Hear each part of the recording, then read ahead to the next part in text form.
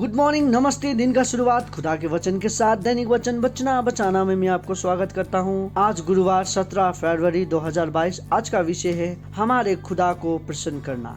वचन लिया गया है व्यवस्था विवरण 30:6-10। और तेरा परमेश्वर यहोवा तेरे और तेरा वंश के मन का इतना करेगा कि तू अपने परमेश्वर यहोवा से अपने सारे मन और सारे प्राण के साथ प्रेम करे, जिससे तू जीवित रहे। और तेरा परमेश्वर ये सब श्राप की बातें तेरे शत्रुओं पर जो तुझ से बैर करके तेरी पीछे पड़ेंगे भेजेगा, और तू फिरेगा और यहोवा की सुनेगा और इन सब आज्ञाओं को मानेगा जो मैं आज तुझको सुनाता हूँ। और यहोवा तेरी भलाई के लिए तेरे सब कामों में और तेरी संतान और पशुओं के बच्चे और भूमि की उपज में तेरी बढ़ती करेगा, क्योंकि यहोवा फिर तेरा ऊपर भलाई के लिए वंश की आनंद करेगा, जैसा उसने तेरी पूर्वजों के ऊपर किया था, क्योंकि तू अपने परमेश्वर यहोवा की सुनकर उसकी आज्ञाओं और विधियों को जो इस व्यवस्था की पुस्तक में लिखी है माना करेगा, और अपने परमेश्वर यहोवा की ओर अपने सारे मन और सारे प्राण से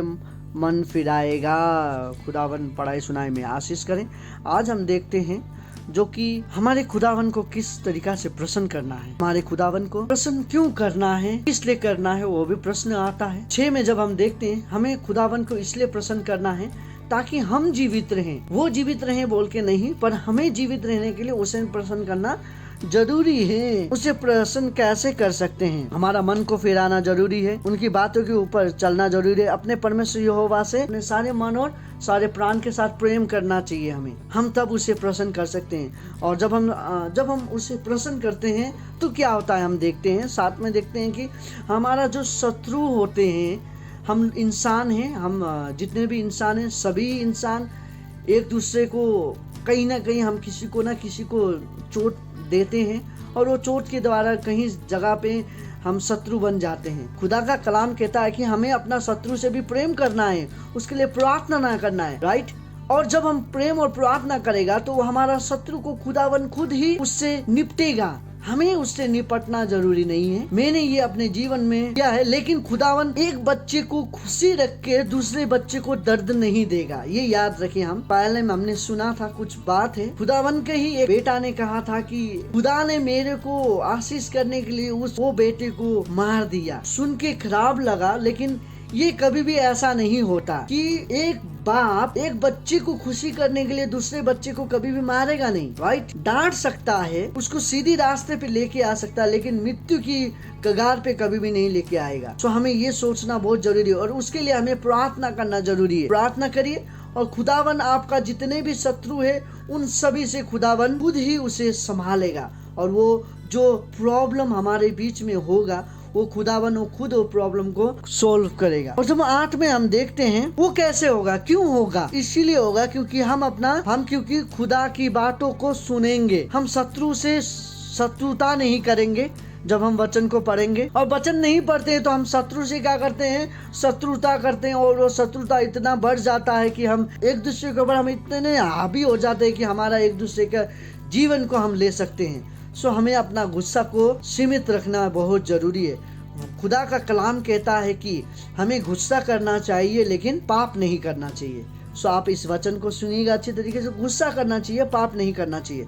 और 9 का वचन इसीलिए ये कहता है हमारे बीच में ये सब करेंगे तो भलाई उत्पन्न होगा। सभी चीज में हमारे जीवन में भलाई होगा, हमारे कामों को भलाई होगा, हमारे परिवार में भलाई होगा, हमारा आस पड़ोस में भलाई होगा, हमारे जितने भी पशु हम घर पे रखते हैं, जीवित प्राणी हम रखते हैं अपने घर पे, वो सभी को भी भलाई होगा। तो खुदावन का कलाम को हमें इस तरीका से लेना, और ये सब करेंगे तो हमें सब कुछ हमारे जीवन अच्छा से अच्छा जाने लगेगा, राइट।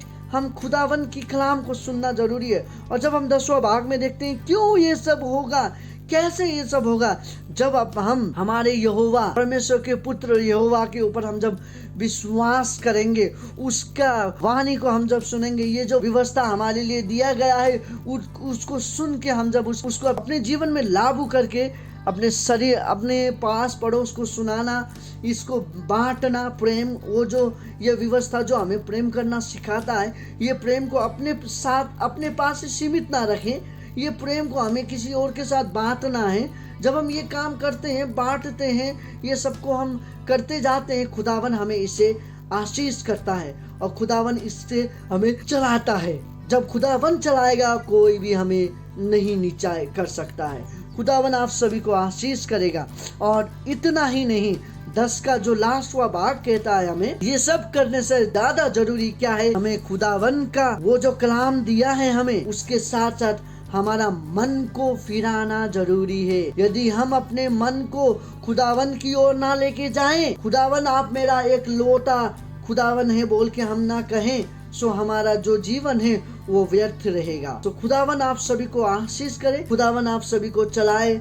आप खुदावन को अपना सारे मन से उसे ग्रहण करें, अपना मन को फिराएं खुदावन की ओर। खुदावन आपके साथ साथ, आपके परेशानी के साथ साथ आपके परिवार को सभी को आशीष से भरेगा और खुशी से भरेगा। खुदावन आप सभी को आशीष करे। आज का दिन शुभ हो। धन्यवाद।